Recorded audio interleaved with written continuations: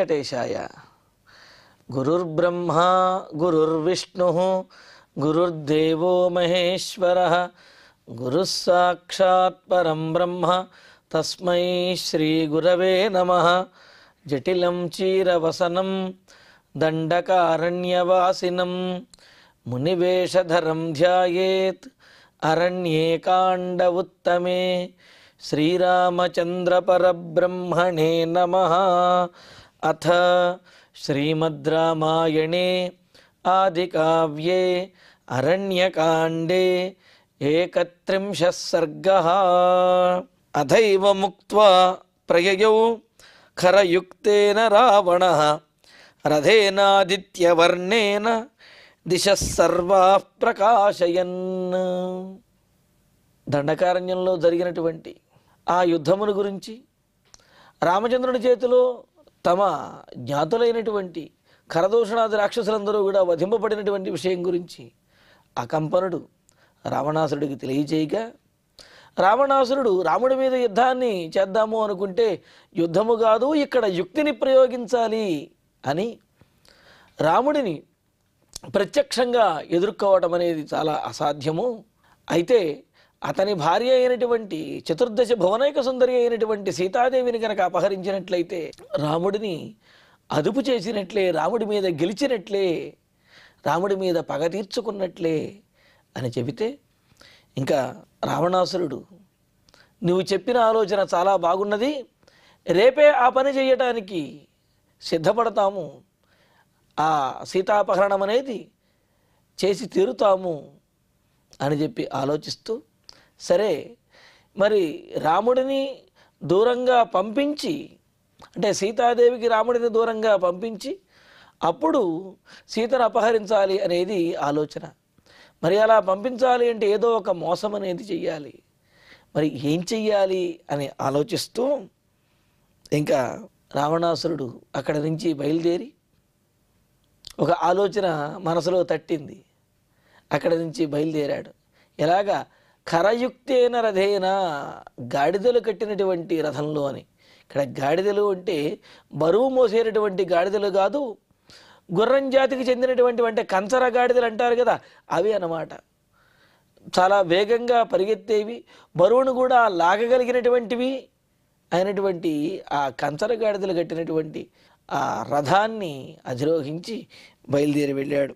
రావణ ఏవం ముక్త్వా, రావణాసురుడు ఇంకా అన్నాడు కదా అకంపనుడితోటి, సీతాదేవిని ఈ లంకా నగరానికి తీసుకువచ్చి తీరుతాను అని చెప్పి అకంపనుడు చెప్పినటువంటి మాటలతోటి ఆనందించి ఇదే మంచి ఉపాయము అని భావించి ఇంకా రావణుడు అక్కడి నుంచి అథ ఖరయుక్తేన ఆదిత్యవర్ణేన రథేన, గాడిదలు కట్టినటువంటి అలాగే బంగారు సువర్ణ రథం అవటం ద్వారా బంగారు వర్ణంతో కాంతులీనుతూ చాలా గొప్పగా సూర్యుడిలాగా ప్రకాశిస్తున్నటువంటి రథంతో సర్వాః దిశః ప్రకాశయన్ ప్రయయౌ, దిక్కులన్నీ కూడా ప్రకాశించే విధంగా రావణాసురుడు ఆ రథంలో మునుముందుకు వెళుతూ ఉన్నాడు.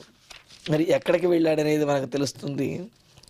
సరథో రాక్షసేంద్రస్య నక్షత్రపథగో మహాన్ సంచార్యమాణ శుశుభే జలదే చంద్రమాయదా. రావణాసురుడి యొక్క రథము కేవలం నేల మీద వెళ్ళడం కాదు, ఆకాశంలో వెళుతున్నదిట. అంటే ఖేచరుడిలాగా ఆకాశంలో ఎగిరే పక్షిలాగా రావణాసురుడి యొక్క రథము ఆ విధంగా ఆకాశంలో వెళుతూ ఉన్నది. వెళుతూ నక్షత్రపథక సంచార్యమాణ, ఆకాశ మార్గంలో నడుస్తున్నటువంటి ఆ రథము రాక్షసేంద్రస్య మహాన్ సరథ, రావణాసురుని యొక్క చాలా గొప్పదైనటువంటి రథం. అంటే అది నేల మీద వెళ్ళగలదు, ఆకాశంలోనూ వెళ్ళగలదు, ఎలాగైనా వెళ్ళగలదనమాట. అటువంటి గొప్పదైనటువంటి రథం సంచార్యమాణ, ఎలాగా?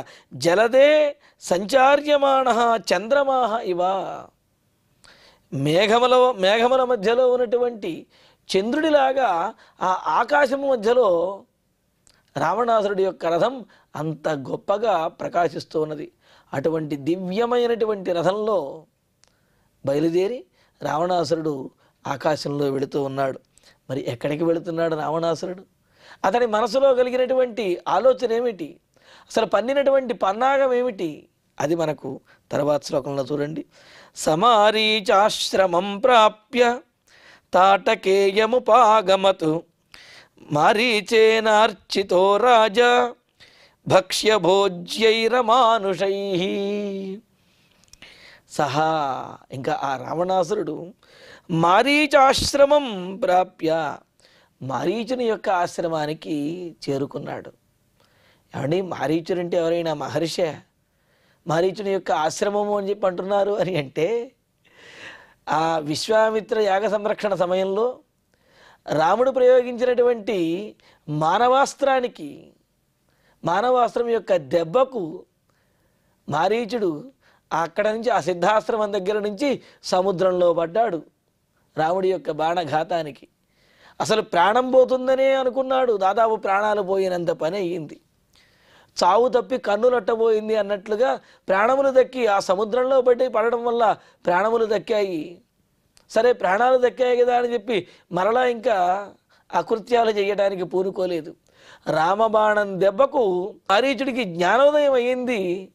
ఇంకా అకృత్యములు చేయటం మానేసి ఆయన తపస్సు చేసుకునేవాడిలాగా ఆ సముద్ర తీరంలో, ఆ అరణ్యంలో తపస్సు చేసుకునేవాడిలాగా అలాగా ఆశ్రమంలో నివసిస్తూ ఉన్నాడు మారీచుడు. అలాగే ఉన్నాడు. అందుకని ఇక్కడ మారీచాశ్రమం ప్రాప్య, మారీచుడు ఉంటున్నటువంటి ఆశ్రమానికి చేరుకుని తాటకేయం ఉపాగమతు, తాటక యొక్క కుమారుడైనటువంటి మారీచుడిని కలుసుకున్నాడు. కలుసుకుని మారీచేన రాజా అమానుషై భక్ష్యభోజ్యై అర్చిత. కా మారీచుని చేత రావణాసురుడు చాలా గొప్పగా సత్కరించబడ్డాడు. రావణాసురుడు అంతటి అంటే రాక్షసులందరికీ కూడా చక్రవర్తి అయినటువంటి రావణాసురుడు తన ఆశ్రమానికి వచ్చేటప్పటికీ మారీచుడు ఎంతో ఆశ్చర్యంతో, అలాగే రాజును గౌరవించాలి అనే ఆదరంతో అమానుషై మానవులెవరికీ కూడా లభించినటువంటివైన అటువంటి గొప్ప పదార్థములను, అంటే మనుష్యలోకంలో దొరకనటువంటి గొప్ప పదార్థములు ఏవైతే ఉన్నాయో అటువంటి భక్ష్యములతోటి, భోజ్యములతోటి, ఇక్కడ భక్ష్యములు అంటే కొరికి తినే పదార్థములను భక్ష్యములు అని చెప్పి, అంటే గారెలు, ఉండలు, గారెలు, లడ్డూలు మొదలైనటువంటివి. భోజ్యములు అంటే కనుక నవిలి తినేటువంటి పదార్థములు అంటే అన్నము, ఫలరసములు మొదలైనటువంటివి. ఫలరసములు పానీయములు అని చెప్పి అంటారు. అంటే అన్నము, సూపము మొదలైనటువంటివన్నీ కూడా అంటే నవిలి తినేటువంటివి. వ్యంజనములు, కూరలు, ఇవన్నీ కూడా భోజ్యములు అని చెప్పి అంటారు. అటువంటి భక్ష్యములతోటి, భోజ్యములతోటి కూడా విశేషమైనటువంటి ఆహార పదార్థములతోటి రావణాసురుణ్ణి సత్కరించి అతనికి ఆతిథ్యాన్ని ఇచ్చాడనమాట.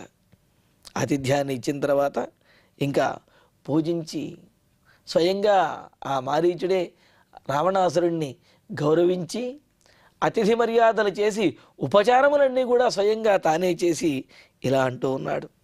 తన్స్వయం పూజయిత్వాతు ఆసనేనోదకేన చ అర్ధోపహితయా వాచ మారీచో వాక్యమబ్రవీత్. ఇంకా మారీచుడు తమ్ ఆసనేన ఉదకేన చ స్వయం పూజయిత్వా, ఆ రావణాసురుడికి చక్కటి ఆసనాన్ని కల్పించాడు. కాళ్ళు చేతులు కడుక్కోవడానికి కావలసినటువంటి నీటిని ఇచ్చాడు. త్రాగడానికి కావలసినటువంటి నీటిని ఇచ్చాడు. ఆ తర్వాత ఉంచవలసినటువంటి, అదేవిధంగా రావణాసురుడికి ఇవ్వదలసినటువంటి ఈ మనుష్యలోకంలో లభించినటువంటి అపురూపమైనటువంటి ఆహార పదార్థములను కూడా, భక్ష్యములను, భోజ్యములను, వాటన్నింటినీ కూడా స్వయంగా తానే కొసరి సమర్పించాడు. సమర్పించి ఇంకా పూజించిన తర్వాత, ఉపచర్యలు చేసిన తర్వాత స్వయం పూజయిత్వా అర్ధోపహితయా వాచ, ఇంకా అర్థవంతమైనటువంటి అలాగే ప్రయోజనయుక్తమైనటువంటి మాటలతోటి వాక్యం అబ్రవీత్. ఆ రావణాసురుడితోటి మారీచుడు ఈ విధంగా మాట్లాడుతూ ఉన్నాడు. కచ్చిత్ సుకుశలం రాజన్ లోకానాం రాక్షసేశ్వర ఆశంకేనాధ జానే త్వం యత్తస్తూర్ణమిహాగతః. రాజన్, రాక్షసరాజా, రావణ, లోకానాం, ఈ రాక్షసేశ్వర అంటే రాక్షస జనులకు, రాక్షస లోకములకు అందరికీ కూడా, కేవలం ఈ భూలోకంలో ఉండే రాక్షసులకే కాదు, పాతాళ లోకంలో ఇతర ప్రదేశాల్లో ఉన్నటువంటి రాక్షసులందరికీ కూడా నీవే రాజువి అని అంటూ, రాక్షసలోకానాం, రాక్షసలోకములన్నిటికీ కూడా ఈశ్వర అంటే నీవే చక్రవర్తివి, ప్రభువు అయినటువంటి నీవు మరి ఇంత దూరం ఇక్కడికి వచ్చావు అంటే సుకుశలం కశ్చిత్, మన రాక్షసలోకంలో ఉన్న వారందరూ కూడా కుశలంగానే ఉన్నారు కదా, ఎటువంటి ఇబ్బంది లేదు కదా. ఎందుకు అని అంటే త్వం యతః తూర్ణం ఇహ ఆగతః, నీవు ఇంత వేగంగా ఇక్కడికి అకస్మాత్తుగా ఇక్కడ నీవు వచ్చావు అంటే ఏదో విశేషం ఉండి ఉంటుంది. రాక్షసులందరూ కూడా క్షేమంగానే ఉన్నారా అని అంటున్నాడు. అంటూ తతః ఆశంకే నజానే, నువ్వు ఇంత హడావిడిగా ఇంత త్వరగా నా దగ్గరకు వచ్చావు ఇంత వేగంగా అని అంటేనే ఏదో జరిగింది అని అనిపిస్తున్నది. అయితే ఏం జరిగి ఉంటుంది అనే ఊహ నాకు మాత్రం తెలియటం లేదు. ఎందుకంటే నువ్వు సర్వసమర్థుడివి కావున నీకు వ్యతిరేకంగా ఏదైనా జరుగుతుంది అని చెప్పి నేను ఊహించలేను. కానీ ఏదో జరిగింది అని మాత్రం నాకు అనిపిస్తున్నది. అదేమిటో నాకు తెలియటం లేదు, అదేమిటో చెప్పవయ్యా అని అంటూ ఇంకా అంటున్నాడు. లోకానాం అధ అంటూ ఈ లోకంలో ఉన్నటువంటి వారందరికీ కూడా, రాక్షసులందరూ కూడా క్షేమమే కదా. అధ ఆశంకే, లేకపోతే వారికి ఏమైనా ఇబ్బంది ఏమైనా కలిగిందా? ఎందుకంటే నువ్వు ఇక్కడికి ఇంత వేగంగా త్వరగా నా దగ్గరకు అందులో నువ్వు వచ్చావు అంటే ఏదో విశేషం ఉండే ఉంటుంది. అంటే ఏదన్నా ఉపద్రవం కానీ, లేకపోతే ఏదైనా చేయకూడనటువంటి పని నాతో చేయించడానికి కానీ, లేకపోతే నా సహాయాన్ని కోరటానికో కానీ అటువంటిది ఏదో ఉండి ఉంటుంది. అందుకే ఇక్కడికి వచ్చావు కదా మహారాజా రావణ, తెలియజేయండి ఏమిటి విశేషము అని అంటూ, ఏవముక్తో మహాతేజ మారీచేన స రావణ తతః పశ్చాదిదం వాక్యం అబ్రవీద్వాక్యకోవిదః. మారీచుడు ఈ విధంగా తరచి అడుగుతూ, అంటే చేయవలసినటువంటి అతిథి సత్కారములన్నీ కూడా చేసి స్వయంగా తానే ఆ రావణాసురుడిని సత్కరించి తరచి అడుగుతూ ఉంటే, కారణం అడుగుతూ ఉంటే రావణాసురుడు ఈ విధంగా చెబుతూ ఉన్నాడు. ఆరక్షో మే హతస్తాత రామేణాక్లిష్టకర్మణ జనస్థానమవధ్యం తత్ సర్వం యుధి నిపాతితం తస్య మే కురు సాచివ్యం తస్య భార్యాపహారణే. ఇంకా రావణుడు మారీచుడితోటి ఉన్న విషయాన్ని చెబుతూ ఉన్నాడు. ఆ చెప్పటం కూడా చాలా ప్రేమగా సంబోధిస్తూ ఉన్నాడు. తాత అంటే తండ్రి అని. సహజంగా చిన్నవాళ్ళను కూడా నానా నాన్న, అది కాదు నాయన, ఇది కాదు నాన్న అని చెప్పి ఇలాగా అంటూ ఉంటారు కదా. అలాగా తాత, తండ్రి, అయ్యా మారీచ, అక్లిష్టకర్మణ రామేణ, ఏ కార్యమునైనా సులభంగా సునాయాసంగా నిర్వర్తించేటటువంటి వాడైన రాముడి చేత మే ఆరక్ష హతః, నా సైన్యమందరూ కూడా సంహరించబడ్డారు. అకంపనుడు చెప్పినటువంటి మాటలకు రాముడి యొక్క పరాక్రమం రావణాసురుడికి కూడా పరిపూర్ణంగా తెలిసింది. అందుకనే రాముడిని సంబోధిస్తూ అక్లిష్టకర్మణ అని చెప్పి అన్నాడు. అంటే రావణాసురుడు కూడా రాముడి యొక్క పరాక్రమాన్ని ఒప్పుకున్నట్లే. పైగా అక్కడ జనస్థానంలో మరణించినటువంటి వారు ఏదో యుద్ధం చేతకాని వాళ్ళు, లేకపోతే భీరువులో ధైర్యం లేని వాళ్ళు కాదు కదా. ఖరుడు, దూషణుడు మొదలైనటువంటి మహాయోధులు వాళ్ళందరూ కూడా. అటువంటి వారు ఒక్క రాముడి చేతిలో హతుడయ్యారు అనగానే ఇక రాముడు సునాయాసంగా ఎవరితోనైనా యుద్ధం చేయగలడు, ఓడించగలడు అనే విషయం, అనే జ్ఞానము రావణాసురుడికి వచ్చిందనమాట. అందుకని ఇక్కడ అక్లిష్టకర్మణ, ఏ కార్యమునైనా సునాయాసంగా చక్కబెట్టగలిగినటువంటి వాడైన రాముడి చేత మే ఆరక్ష, నా సైన్యమందరూ కూడా హతః, చంపబడ్డారు. ఆరక్ష అంటే ఇక్కడ ఆ సైన్యానికి అధిపతి అయినటువంటి కరుడు మొదలైనటువంటి వారందరూ కూడా హతః వధించబడ్డారు. అబధ్యం తజ్జనస్థానం, అసలు ఆ జనస్థానంలో మన వారికి ఎదురే లేదు, మన వాళ్ళను ఎదిరించగలిగిన వాళ్ళు కూడా లేరు, ఆ ఆలోచన కూడా చేసేవాళ్ళు ఎవరూ లేరు. కానీ రాముడు మన వాళ్ళందరినీ కూడా, రాక్షసులందరినీ కూడా వధించేశాడు. తజ్జనస్థానం యుధి నిపాతితం సర్వం, ఆ జనస్థానం అంతా కూడా యుద్ధంలో రాముడి చేత ఓడించబడింది. రాముడి చేత జనస్థానంలో ఉన్నటువంటి రాక్షసులందరూ కూడా సంహరించబడ్డారు అని అంటున్నాడు. అంటే అంతా కూడా మన సామ్రాజ్యం అంతా, మన సైన్యం అంతా కూడా నేలకొల్చబడింది. మరి ఇప్పుడు మనలో మనం కాకపోతే ఇంకెవరు సహాయం చేస్తారు అని అంటూ తస్యమే అంటూ అందువలన నీవు నాకు సహాయం చెయ్యాలి. దేనికి? తస్య భార్య అపహరణే, ఆ రాముడి యొక్క భార్యను అపహరించడం కోసమని చెప్పి సాచివ్యంకురు, మంత్రిత్వాన్ని అంటే సహాయాన్ని నాకు చెయ్యవయ్యా మారీచా, నీవు ఆ సహాయం నాకు చెయ్యగలవు. కావున ఆ రాముడి మన వాళ్ళందరినీ కూడా వధించేశాడు. ఆ రాముడి మీద పగ తీర్చుకోవాలి అంటే ఆయన యొక్క భార్యను అపహరించడమే ఉపాయము. అలా ఆమెను అపహరించడానికి నీవు నాకు సహాయం చెయ్యాలి అని అనేటప్పటికీ ఒక్కసారి మారీచుడు ఉలిక్కిపడ్డాడు. రాక్షసేంద్ర వచశ్రుత్వా మారీచో వాక్యమబ్రవీత్ అని అంటూ ఇంకా ఆ రాక్షసుడి అయిన రావణాసురుడి యొక్క మాట విన్న మారీచుడు ఈ విధంగా మాట్లాడుతాడు. ఉలిక్కిపడి ఆశ్చర్యంతో భయంతో మారీచుడు ఇలా అంటున్నాడు. ఆఖ్యాతాకేన సీతాసా మిత్రరూపేణ శత్రుణ త్వయా రాక్షసశార్దూల కో నందతి నిందితః సీతామిహానయస్వేతి కోబ్రవీతి బ్రవీహి మే. ఇంకా మారీచుడు కంగారు పడుతూ, అసలు ఎవడయ్యా నీకు ఈ సలహా ఇచ్చింది? ఎవరు? నీకేదో మిత్రులా అనుకుంటున్నావు ఈ మాట చెప్పినటువంటి వాటిని, కానీ ఈ సలహా చెప్పినటువంటి వాడు రాక్షస శార్దూల, ఓ రాక్షస శ్రేష్ఠుడైనటువంటి రావణ, నీకన్నీ తెలుసు, నువ్వు రాజనీతులను, అదే యుద్ధనీతిని, అన్ని శాస్త్రములను వీటిని చదివినటువంటి వాడివి. కావున నీకు అన్నీ తెలుసు.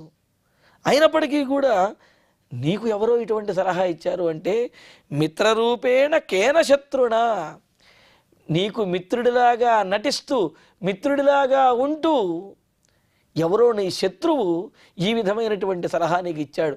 ఆ సీతాదేవిని అపహరించమని ఈ సలహా ఇచ్చినటువంటి వాడు నీకు మిత్రుడిలాగా కనిపించినటువంటి శత్రువు.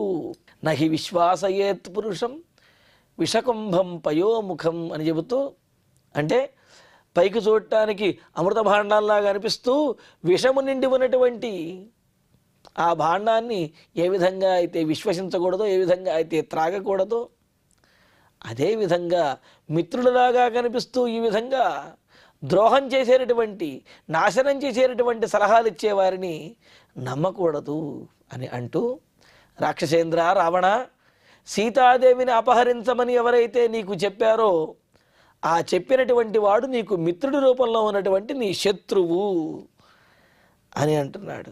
అసలు సీత గురించి చెప్పాడు అంటేనే అతడు నీకు శత్రువు.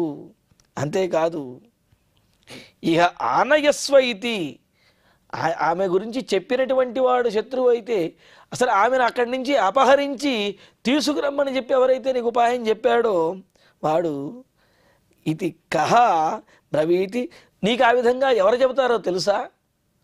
నీ చేత దండించబడి, నీ మీద పగబట్టి అంటే నీ వల్ల కష్టపడినటువంటి వాడు నీ సుఖాన్ని చూసి ఓర్వలేక ఇతడిని ఏ విధంగానైనా సరే నాశనం చెయ్యాలి అని పగబట్టి నిన్ను నాశనం చేయడానికి ఇటువంటి సలహా ఇచ్చేవాడు వాడు అంటున్నాడు. అంటే చూడండి, అంటే సీతాదేవి గురించి నీకు చెప్పిన వాడు నీకు శత్రువు. సీతాదేవిని అపహరించమని చెప్పినటువంటి వాడు, ఆమెను ఇక్కడికి తీసుకురమ్మని చెప్పిన వాడు ఎవడైతే ఉన్నాడో అతడు కేవలం నీకు శత్రువు కాదు, నీ మీద పగబట్టిన వాడు, నిన్ను నాశనం చేయటమే జీవిత ధ్యేయంగా పెట్టుకున్నటువంటి వాడు.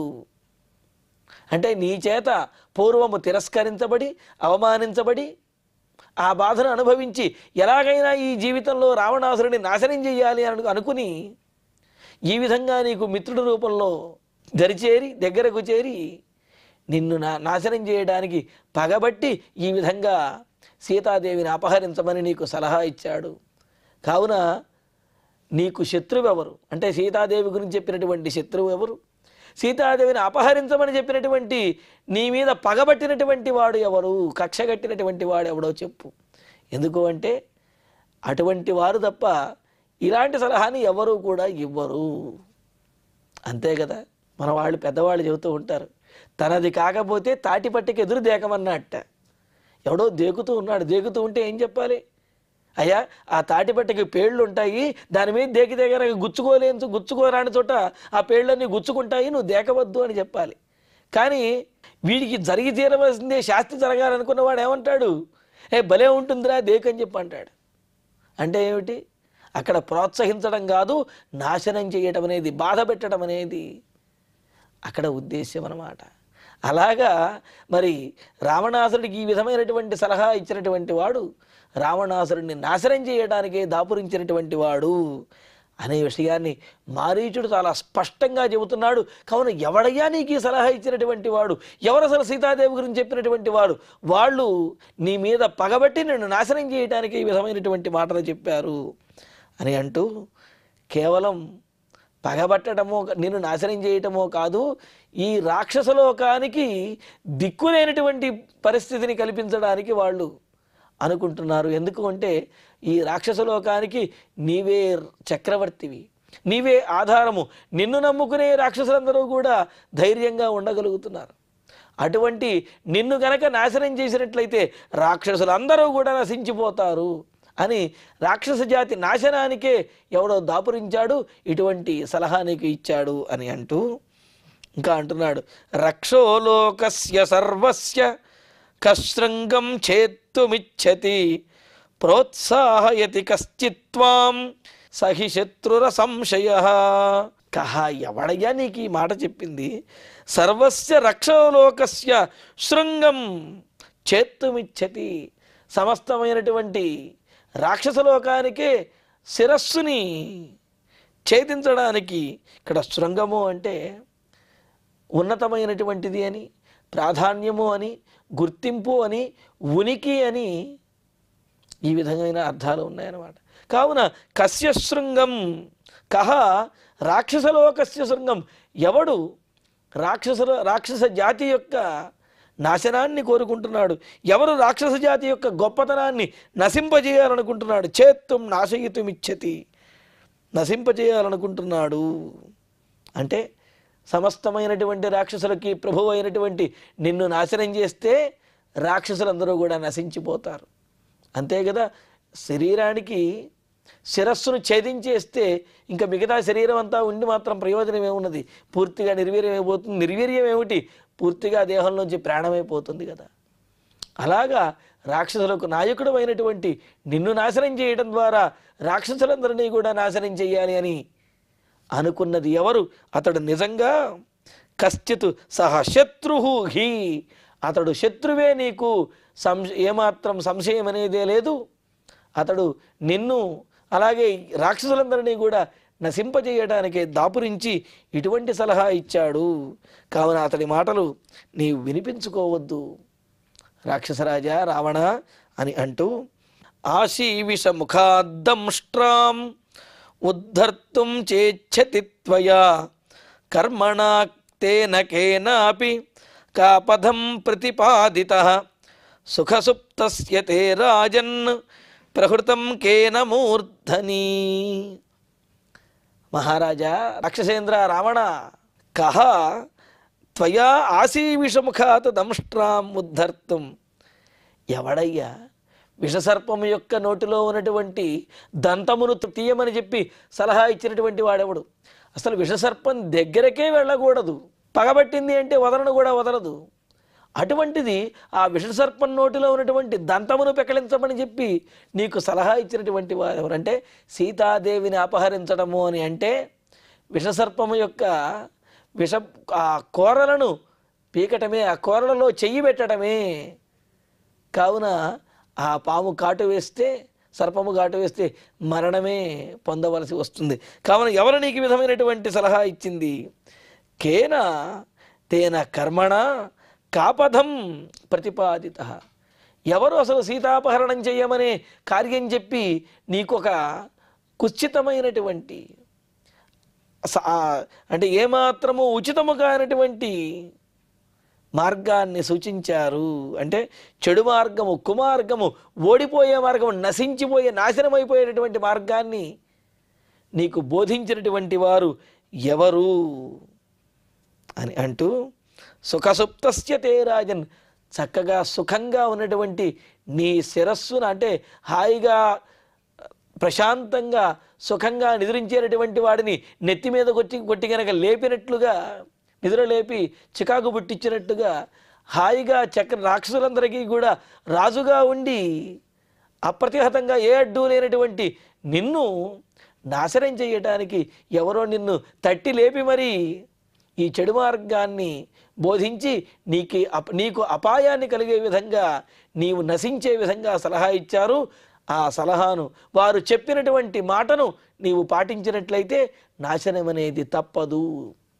అసలు ఇటువంటి సలహా ఇచ్చినటువంటి వాడు ఎవడయ్యా నీకు అని మారీచుడు రావణాసురుడితోటి మాట్లాడుతూ, సీతాపహరణం అనేది చాలా అనుచితమైనది, అయుక్తమైనది, నాశనానికి దారితీసేటటువంటిది, కావున ఆ పని చెయ్యకూడదు అని చెప్పి అంటూ రాముడి యొక్క పరాక్రమం గురించి మరి కొద్దిగా చెబుతూ ఉన్నాడు.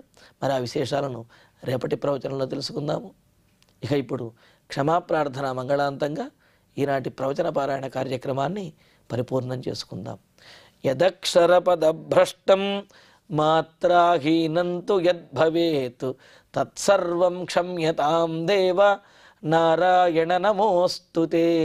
కాయేన వాచా మనసేంద్రియైర్వా బుద్ధ్యాత్మనా వా ప్రకృతే స్వభావాత్ కరోమి యద్యత్ సకలం వరస్మై నారాయణాయేతి సమర్పయామి. శ్రియః కాంతాయ కళ్యాణ నిధయే నిధయేర్ధినాం శ్రీవేంకట నివాసాయ శ్రీనివాసాయ మంగళం.